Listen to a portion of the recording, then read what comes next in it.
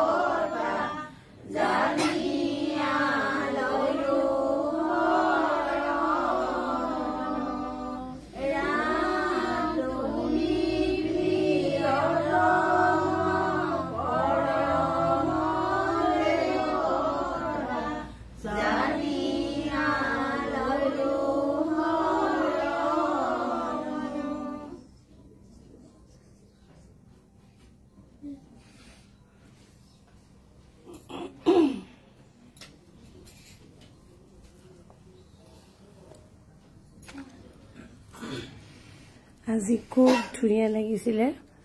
সেইকাৰণে সকলোকে পুনৰবাৰ দেখুৱালো আজি অকল কেৱল হালধীয়া ফুল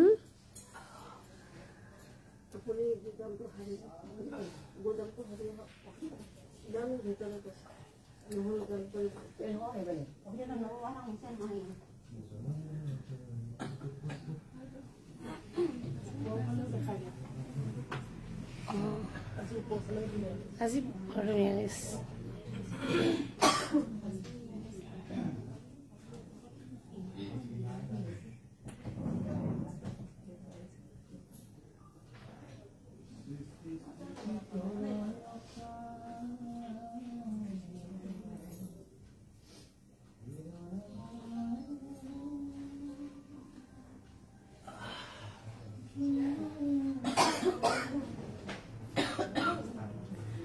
অহা 20 ফেব্ৰুৱাৰীলে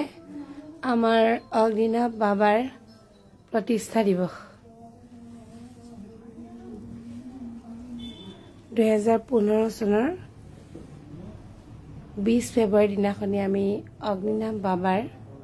এই ভেটিভাগ স্থাপন কৰিছিলোঁ তেতিয়া আমি ভাবা নাছিলোঁ যে আমি এই ভাগ মন্দিৰ হিচাপে পিছত হ'বগে বুলি কেৱল মাত্ৰ আমাৰ তুলসী ভেটি যেনেকে বহাই সেই ধৰণে তুলসী ভেটি বহোৱা নিচিনাকে এই জেগাডখৰত আমাৰ অগ্নিনাভ বাবা নামো দিয়া নাছিলোঁ তেতিয়া কেৱল মাত্ৰ আমি এভাগ শিৱলিংগ বহাইছিলোঁ ঘৰত বহুত সৰ্প ওলাই থাকে কাৰণে আৰু কেৱল তুলসী ভেটিৰ নিচিনাকে বহাইছিলোঁ তাতে পূজা দি থাকোঁ চাৰিফালে কেঁচু কুমতি তাৰ মাজতে অগ্নিনাভ বাবাৰ এই ভেটিভাগ এই ধৰণে যি ধৰণে এনেকে ওম লিখা আছে এই টাইলছ লগোৱা ভেটিভাগ এই ভেটিভাগে আছিলে যেতিয়া প্ৰথমৰ প্ৰায় আমাৰ ভক্ত ইয়াত ভক্ত অহা যোৱা কৰিব ল'লে চাকি বাতি দিব আহিব ধৰিলে তেতিয়া ভক্তৰ সুবিধাৰ্থে আমাৰ এইডোখৰ বনাই দিয়া হৈছিলে এই অকণমানকে ৰুমৰে মোৰ স্বামীয়ে বনাই দিছিলে ভক্ত আহিলে ৰ'ব পৰাকে আৰু মই পূজা ভাগ কৰিব পৰাকে তাৰ আগতে এই ভাগ কেৱল তুলসী ভেটিৰ দৰে এভাগ সৰু ভেটি আছিলে চাৰিফালে কেঁচু কুমতি তাতে মই এখন তক্তা পাৰি তাৰ ওপৰত চটি বস্তা এটা পাৰি এইডোখৰত কোনো চাকিৰ গছা নাছিলে তেতিয়া মই এডাল কাঠ গোজ মাৰি লৈ তাৰ ওপৰত সৰু টুকুৰা আৰু এডোখৰ কাঠ দি এগছ চাকি পাৰিছিলোঁ যেতিয়া বৰষুণ দিলে মোৰ ৰাতি টোপনি নাহে যিহেতু একদম মুকলি আকাশৰ তলত বাবা আছিলে মোৰ খুব দুখ লাগে তেতিয়া যেতিয়া বৰষুণ দিয়ে গামোচাখন তেতিয়া চন্দ্ৰতাপৰ কোনো কথাই নাছিলে এখন গামোচা মই গোসাই গামোচা ডাঙৰ গামোচা এখন খুঁটি চাৰিটা পুতি পেলাই ওপৰতে দি থওঁ মানে মুকলি আকাশখন তলটো বেয়া লাগে যে মুকলি আকাশৰ তলত তেওঁ ৰাখিবলৈ মোৰ খুব বেয়া লাগে বতাহ ধুমুহা যেতিয়া দিয়ে মোৰ বহুত বেয়া লাগে যে বাবা আজি বৰষুণত তিতিছে তাৰপিছতে গোটেই অৱস্থা নাই ফুল চুল বৰষুণ দিলে চিটিকনি পৰে নাই তেনেকুৱা এটা অৱস্থা হয় তাৰপিছত ঠিক 9 মাহ মানত এখেতে মোক এইখিনি বনাই দিছে 9 মাহ মান হৈছে আৰু গোটেই চাৰিফালে সাপৰ গাঁততে বেছিভাগ বহাইছো আমি সাপৰ গাঁত তাৰপিছত তাৰপৰা তেনেকে কৰি কৰি কেৱল এইডোখৰ আৰু এইকণ জেগা আৰু এয়াই আমাৰ মন্দিৰ এইকণে এইডোখৰতে ভক্তসকল আহে আৰু আহি পেলাই এইখিনিতে চবেই মোৰ যিমান মানুহেই আৰু এইখিনিয়ে ইয়াতে আড্ডা এইখিনিতে আমি সেৱা কৰোঁ প্ৰাৰ্থনা গাওঁ ইয়াৰ ভিতৰত মানুহ বয় এইডোখৰত মানুহ বয় এতিয়াতো ইয়াত ভিতৰে সোমাব নিদিওঁ কাকো আৰু এতিয়া বহলি কি অৱস্থা হ'লগৈ তেওঁ জেগা লৈছে আমি নিদি উপায় নাই গতিকে তেওঁক আমি কেতিয়াও বাধা দি ৰাখিব নোৱাৰোঁ কোনো কাৰণত তাকে ডাঙৰতে আমাৰ এফাল এডোখৰে এখেতে কৈছিলে এডোখৰ এই গোটেই জেগাডোখৰ আধা কৈছিলে এখেতে আধা মন্দিৰ হৈ থাকিব আৰু আধা তোমাৰ মানে মন্দিৰৰ কাৰণে আমি মই বাবা সদায় কওঁ বাবা তুমি গোটেই জেগাডোখৰ লৈ লোৱা এতিয়া সেয়াই হ'লগৈ মই প্ৰায় কওঁ বাবা তুমি গোটেই জেগাডোখৰ লৈ লোৱা দেই এতিয়া সঁচাই বাবাই বহুত বহলাই ল'লে আৰু আমি ভাল লাগে কৰি কৰি আহোঁ ঠিক আছে দেখালোঁ আপোনালোকক পুনৰবাৰ ৰাজহুৱা চাকি গছ এবাৰ দেখাইছোঁ আপোনালোক সকলোৱে সেৱা ল'ব বৰ ধুনীয়া লাগিছে আজি কোনোবাই ফটোখন দিছে গৈছে ক'ত ৰ কৃষ্ণ এইজনী যে মানে